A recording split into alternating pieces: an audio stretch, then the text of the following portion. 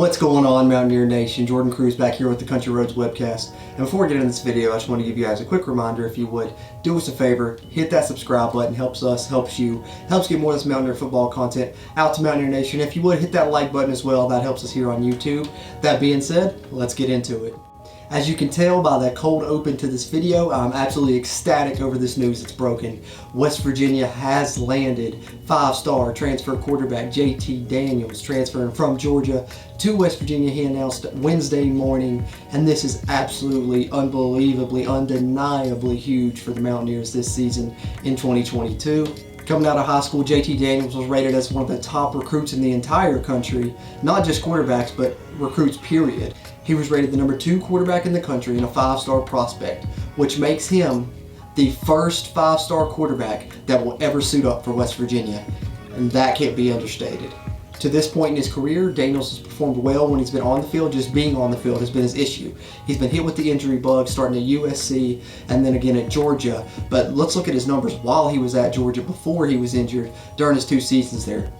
As you can see, 7-0 as a starter, 70% completion rating, over 250 yards per game, and 17 touchdowns versus only 5 interceptions. Impressive numbers there, and that's been the story of him every time he's been on the field. He's really put up good numbers, great accuracy, great arm talent, absolute standout guy. Just got to keep him healthy, and I think that West Virginia will be able to do that with the recovery facilities they have and the upgrades that they have. And having Mike Joseph, I think, is a big plus, and maybe one of the reasons that West Virginia was able to land JT Daniels as he chose West Virginia over Missouri and Oregon State. But that's purely speculative on my part. Let's look at what Daniels had to say on the decision himself in an interview with ESPN. He says, going up and down the roster, I feel like they have very, very good pieces everywhere. It feels like a great fit for a quarterback. I feel like there's a really, really, really good team that I'm going to step in and do my part to contribute. Now, as I previously mentioned, JT Daniels actually started his college career at USC. Came in there out of high school and starting as a true freshman, actually, which he enrolled early and should have still been a senior in high school, but was talented enough to start as a true freshman despite being that young. And his offensive coordinator for that USC team, none other than Graham Harrell, who was just hired by the West Virginia Mountaineers back in January. And JT Daniels spoke to that as well when talking to ESPN. He said, it definitely helped knowing Graham coming into it and having a really good relationship with him. Knowing that I trust the offense and that system, I believe in it. And I also feel really comfortable with Coach Brown and the ideas that he has and the way that he runs a program.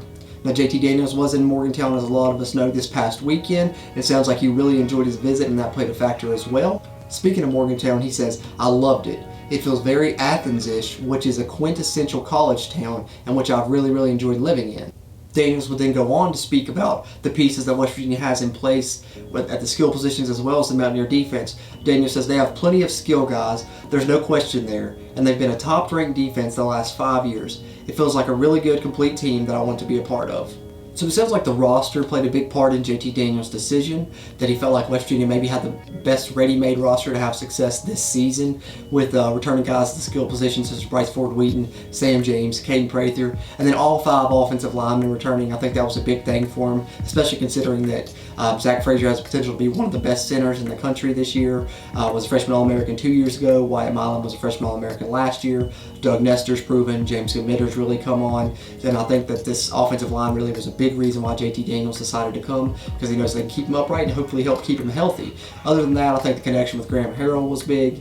Knowing that, I think having the knowledge of the offense already, he doesn't really have to come in and learn a new playbook necessarily. He already knows the concepts of this scheme, knows how to run it. He's been there, done that, knows what Graham Harrell wants from his quarterback, so that was big for West Virginia. And then I think the one thing that can't be understated is West Virginia got the final visit. He had already been to Missouri and Oregon State, and when West Virginia gets the final visit with the recruit, more times than not, they're going to lock that guy down. I think that's big for West Virginia to get the final visit.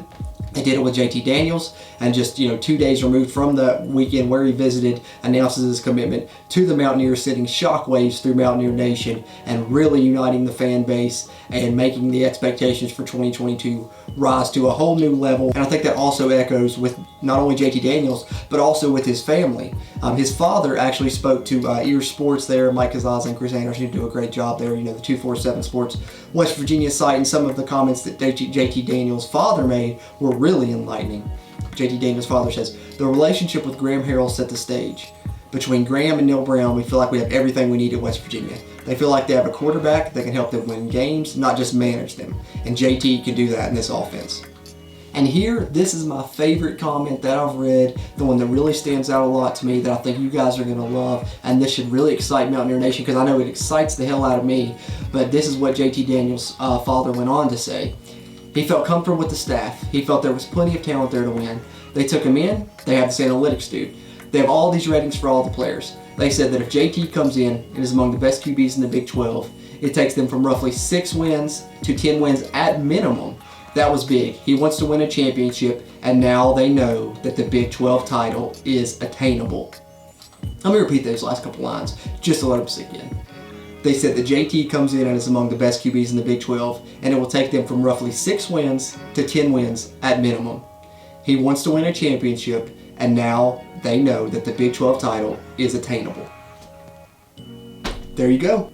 I mean, what can you say? From the West Virginia staff themselves, they feel like that getting JT Daniels gives them a chance at a 10-win season, something West Virginia's only done once since joining the Big 12 way back in 2012, over a decade ago. And they also feel like they have a shot at the Big 12 title now. So if you're wondering how big this move is for West Virginia, there's your answer right there. West Virginia was going from maybe a middle-of-the-pack team to a team that now has a chance to compete for the Big 12 conference. And I do believe what they say about JT Daniels being one of the best quarterbacks in the Big 12. If you go through and look at the quarterbacks in this conference, I think arguably he's definitely top 3 to me. I think the ones you could argue about with him is Dylan Gabriel at Oklahoma, Quinn Ewers at Texas, but Quinn Ewers has yet to prove it, so you may even put JT Daniels over him and have him second behind Dylan Gabriel at Oklahoma. So I really love this move for West Virginia. I mean, can't say that enough. This is amazing. This is a program changer. Could have just changed the future of West Virginia football, and definitely for Neil Brown, this is very big. Neil Brown knows he needs to win this season, and I think he's found a quarterback that's going to be able to do that and win some games. And right now, my bold prediction is I think West Virginia will finish in the top 3 of the conference in 2022. Go ahead, mark it down, bookmark it, whatever you want to do, so you can come back later when I'm wrong, or you can come back and praise me when I'm right. Whichever you want to do, but I think JT Daniels just made West Virginia a competitor for the Big 12 title in 2022. Having said that, of course, there's the other side of the coin now in college football, the transfer portal. West Virginia has gained something from the transfer portal, something very valuable now, but West Virginia now has 4 scholarship quarterbacks on the roster. And, you know, I know the 3 guys were here were looking to compete for the starting job. That's not going to happen now. JT Daniels is going to be the QB1 for 2022. So, what do you think? You think these quarterbacks are going to stick around? You know, you may ask yourself. In my opinion, I know a lot of people are worried, oh my gosh, Nico Marchiol is going to leave. Listen, I think everyone needs to cool their jets on that. I would be absolutely, completely shocked if Nico decides to leave. I think Nico's here for the long haul, and I think really this maybe improves his trajectory because he doesn't have to get thrown into the fire before he's ready. He gets a year to sit and learn, and JT Daniels can kind of be that bridge to Nico Marchiol. And not only that, but JT Daniels could come in and give West Virginia, 9-10 win season, and then go straight into Nico with no drop-off with the program already rolling. So really this is amazing for the future of West Virginia football. However, 4 scholarship quarterbacks on the roster, only a year apart in class, as you have Green as a sophomore, Crowder as a redshirt freshman, and Nico as a freshman. I don't see them all sticking around. I wouldn't be surprised after spring to see at least one of these quarterbacks leave.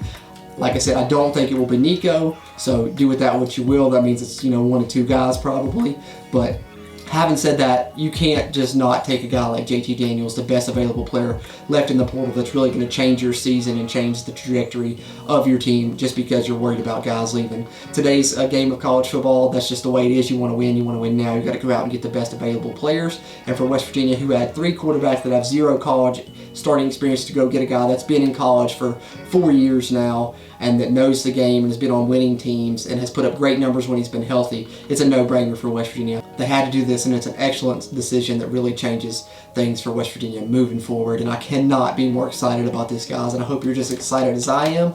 And then, of course, not only does West Virginia get JT Daniels, and that's a big story in itself, but think about the storyline for Game 1 of the season now for West Virginia. Not only is the backyard brawl coming back, West Virginia playing Pitt, if that's not a big enough story of itself, but look at this. Keaton Slovis is Pitt's quarterback. Keaton Slovis transferred from USC. Keaton Slovis got the starting job because JT Daniels got injured and Keaton Slovis took over. Their offensive coordinator at USC, Graham Harrell, who's now quarterback for West Virginia. So Pitt has the guy that took over for JT Daniels. West Virginia has JT Daniels and Graham Harrell. They're going to face off. JT Daniels gets to face the guy that took his job after he was injured. Those two quarterbacks get to face off with West Virginia's offensive coordinator being the guy that coached them at USC. If that's not a good enough storyline, I don't know what is. You know, backyard brawl is good enough storyline enough, but then you add that into the mix, and man, this game's going to be exciting. There's going to be a lot of build-up going back and forth, and I cannot wait for September 1st to get into this thing. But what are your guys' thoughts? Are you excited as I am? Do you think JT Daniels is one of the best quarterbacks in the Big 12 now? Where would you rank him? Any of those things you want to respond to, just drop them in the comments there for us. The more comments, the better. The more engagements, the better here on YouTube as we continue to try and grow the Country Roads webcast. And one more time, if you would, please hit that subscribe button. Like I said, helps us, helps you, helps us Mountaineer football content get out to more Mountaineer Nation. But man, I am jacked. Just can't believe it. West Virginia has JT Daniels. Woo! Let's go. As always, I'm Jordan Cruz, and until next time, let's go Mountaineers. I don't want to see a